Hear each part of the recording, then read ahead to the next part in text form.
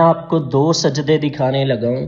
دو لوگ ہیں جو سجدہ کرتے ہیں. اب ان میں فرق جو ہے وہ آپ لوگوں نے خود ڈیسائیڈ کرنا ہے کہ دونوں سجدوں میں فرق کیا ہے، اور اصل میں جو کون سا سجدہ ہے جس کی آج امت مسلمہ کو بہت زیادہ ضرورت ہے.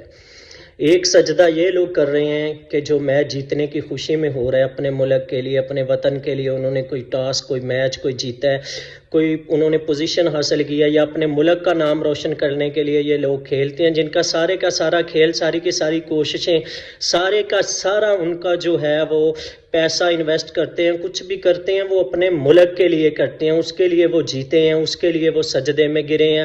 سجدہ تو چلیں مان لیتے ہیں کہ سجدہ ہی ہے، لیکن سجدوں میں فرق بھی ہوتا ہے. دوسرا سجدہ یہ لوگ کر رہے ہیں، یہ مجاہد لوگ کر رہے ہیں، جنہوں نے جہاد کیا ہے، جنہوں نے اللہ تعالیٰ کے نظام کی خاطر لڑے ہیں، جن کی ساری کوشش اللہ تعالیٰ کی رضا حاصل کرنا ہے، ایک امت بنانا ہے، ایک امت کے لیے جو اللہ تعالیٰ کی رضا کے لیے گھروں سے نکلتے ہیں، جن کا مقصد ہوتا ہے وہ یا تو شہادت ہوتی ہے یا نظام حق کو غالب کرنا ہوتا ہے. یہ لوگ سجدہ کر رہے ہیں. اب ان دونوں سجدوں میں آپ لوگ فرق محسوس کر لیں، آپ لوگ ان میں فرق دیکھ لیں کہ دونوں سجدوں میں کتنا فرق ہے، اور آج امت مسلمہ کو کس سجدے کی ضرورت ہے. سجدے تو آج مسجدوں میں بھی بہت ہو رہے ہیں، مسجدیں بھری پڑی ہیں نمازیوں سے، سجدے پہ سجدہ ہو رہا ہے، نوافل پہ نوافل لوگ ادا کر رہے ہیں، حج اور عمرے بھی چل رہے ہیں. لیکن جو نظام حق ہے، جو جہاد ہے، جس کے لیے اللہ تعالیٰ نے قرآن میں بار بار ہمیں جہاد کی تلقین کی ہے، تو وہ کہاں ہے؟ وہ سجدہ کہاں کھو گیا؟ وہ سجدے ہمارے کہاں چلے گئے جو ایک جنگ جیتنے کے بعد، جو ایک علاقہ فتح کرنے کے بعد مسلمان کیا کرتے تھے؟ اصل میں وہ سجدے آج امت مسلمہ کو چاہیے. واللہ انہی سجدوں کی طرف ہمیں لوٹنا پڑے گا، ہمیں نظام حق کی طرف لوٹنا پڑے گا. یہ ساری لغویات، یہ سارے کھیل، یہ سب کچھ یہ تو شیطان کی ایجاد کردہ رسومات ہیں، جس میں مخلوط سسٹم، جس میں نہ کوئی پردہ، نہ کوئی چیز، نہ کچھ بھی اللہ تعالیٰ کی رضا کے لیے کچھ بھی نہیں ہوتا.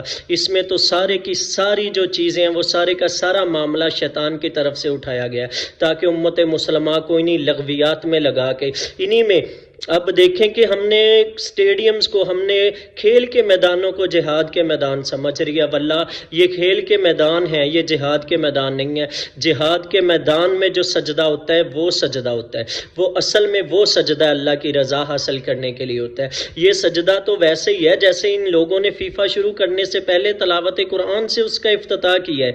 آپ دیکھیں کہ تلاوت قرآن کے بعد انہوں نے کیا ہے کیا ہے. امت کا اتنا بڑا جو سرمایہ اللہ تعالیٰ نے ان کو دے رکھا ہے، وہ اپنے ملک کے لیے، اپنی لغویات کے لیے اس کو خرچ کر رہے ہیں، نہ کہ امت مسلمہ کے لیے وہ کر رہے ہیں. اس میچ میں امت مسلمہ کا کیا فائدہ ہوا؟ اللہ کے دین کا کیا فائدہ ہوا؟ کیا اللہ کا نظام غالب آ گیا میچ جیتنے سے؟ جو اس سجدے کو لے کے لوگ انہوں نے سجدہ کیا، مان لیا انہوں نے سجدہ کیا، چلیں اللہ تعالیٰ کو کس سجدے کی ضرورت؟ اللہ تعالیٰ کس سجدے کے لیے